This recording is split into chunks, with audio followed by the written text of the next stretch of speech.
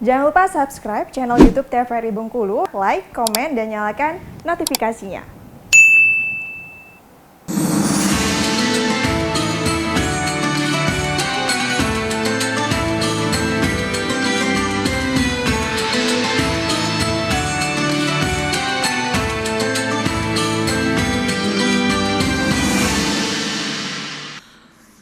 Baik, kembali pemirsa di Mutiara Kalbu TVRI Bengkulu. Tema kita masih sama, tentunya berlomba-lomba dalam kebajikan meraih kemuliaan di sisi Allah Subhanahu wa taala ya. Kita kurang satu tentunya untuk amalan yang mungkin bisa kita lakukan nantinya untuk meraih kemuliaan bagi sisi Allah Subhanahu wa taala. Sepertinya ibu-ibu juga sudah tidak sabar lagi, banyak sekali pertanyaan yang akan mereka tanyakan ke kita. Mungkin singkat saja Pak Ustadz, tinggal satu lagi tentunya amalan apa yang mungkin dapat kita lakukan sebelum kita kembali ke audiens untuk bertanya kepada Pak Ustadz. Silakan. Baik, terima kasih para pemirsa TVRI dimanapun berada. Jadi yang keempat ini adalah amalan menuntut ilmu, mencari ilmu. Menuntut ilmu ya. Jadi perlu, karena segala sesuatu tanpa ilmu itu sia-sia. Jadi bisa juga ya orang melakukan sesuatu tanpa ilmu kan katanya sia-sia pekerjaannya itu. Oke, baik. Kalau amal kita tanpa ilmu bisa tertolak. Ya kan? Amal yang kita lakukan tanpa ilmu, didasari ilmu pengetahuan, tertolak. Maka perintahnya adalah talabul ilmu faridatun ala kulli muslim wal muslimah.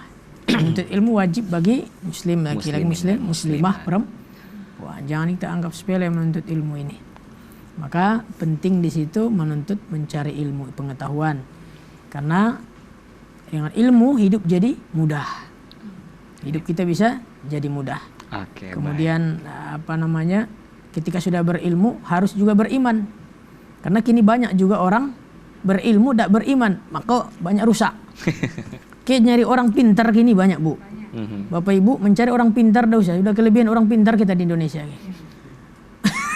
Berilmu tak beriman, nanti rusak. Jadi dia harus berilmu dan beriman. Maka ayat Al-Qur'annya kan menjelaskan yarfa'illahu alladzina amanu minkum walladzina utul ilma darajat.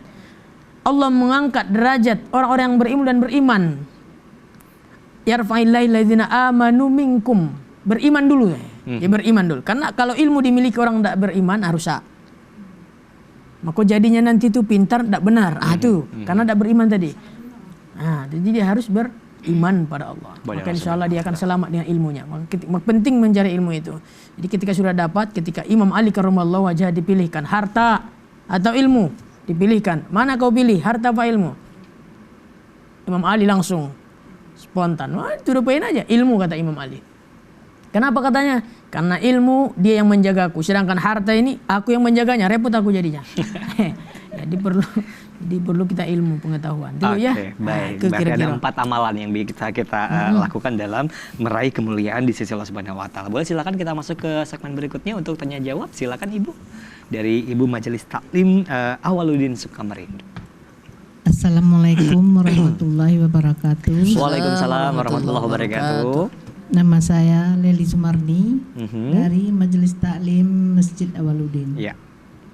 Yang saya mau tanyakan, ada seorang anak, Pak.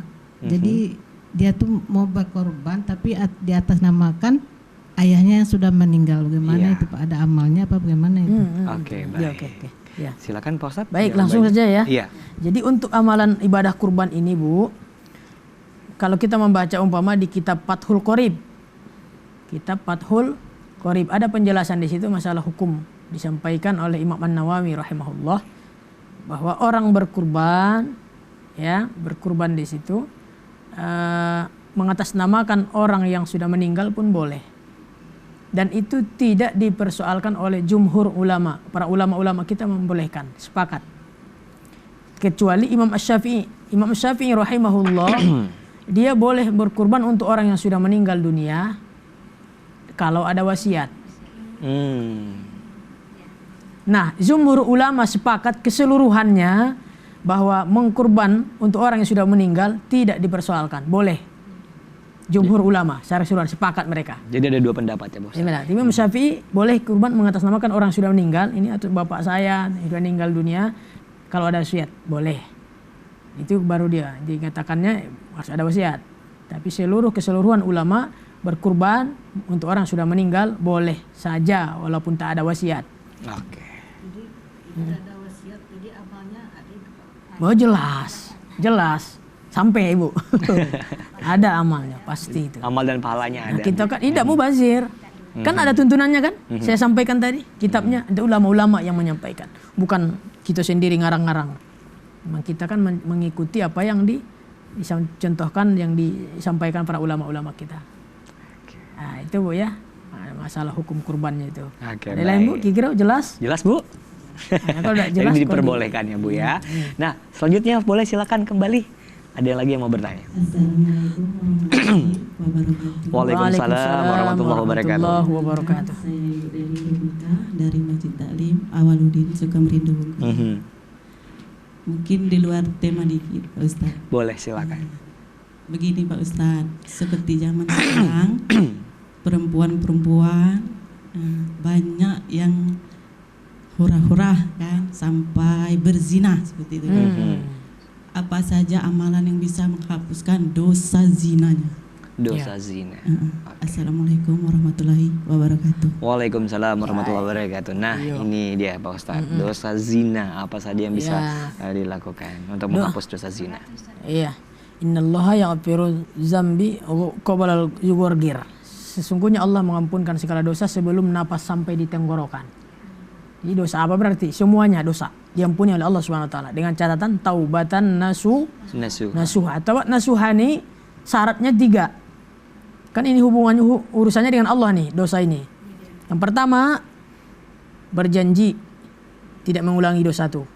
Yang kedua, kemudian tinggalkan. Sudah berjanji sama Allah, ya sudah tinggalkan. Kalau sudah berjanji nangis-nangis malam-malam tahajud berderai air mata, tahu-taunya berjanji besok ketemu dengan kawan itu pula kawan ngulang lagi tau. Jadi artinya kalau sudahlah kita niat untuk meninggalkan satu masjid, kawan-kawan yang di situ bagian kaplingan itu udah tinggalkan dulu. Artinya kan kita ada usaha ikhtiar kita hati-hatian menjaga supaya tak terjerumus lagi. Yang ketiga, istighfar banyak-banyak. Itu aja syaratnya itu taubatan nasuha itu. Itu Bu ya, yang pertama taubatan nasuha. Tapi kalau taubat sambal tuh namanya apa Ustaz Mas? Ya kalau sambal tuh itu tadi. Janji nangis-nangis dulu di malam-malam hari, ya Allah, ya Allah. Tuh besok lagi nemu orang tuh ngerumpi lagi umpamakan gitu. Ya kan? Ngumbar aib orang lagi, memfitnah lagi, zolim lagi, iri, pokoknya dilakukan lagi semua yang tak baik. Nah, itu arti taubatnya tidak benar itu. Itu masih syaratnya. Kalau kita berurusan dengan manusia, taubat nasiha dengan manusia kan, ya kita harus ridho, minta izinnya sama orang yang bersangkutan, baru kita lakukan istighfar kepada Allah. Baru selesai itu. Percuma air mata kita berderai, nangis-nangis gitu, sementara sendal orang dibekap terus. Atau masih dipakai sendal orang ambil hasil dari curian tadi, apa ngambil maling segala macam. Ya kalau memang berkaitan dengan manusia, minta ridho, minta ikhlasnya orang yang bersangkutan, kemudian barulah istighfar kita pada Allah Subhanahu wa ta'ala. Baru diterima taubat itu. Dosa sebesar apapun Bu ya. Jangankan zina tadi ya. Baik. Insyaallah. Cukup ya? Lah, kira-kira ya. Terima kasih. Jadi harus taubat nasuha ya. Taubatan nasuha. Ya, untuk menghapusnya. Baik, kita bakal kembali pemirsa di rumah, tapi kita iklan terlebih dahulu. Tetap bersama kami di Mutiara Kalbu TVRI Bengkulu.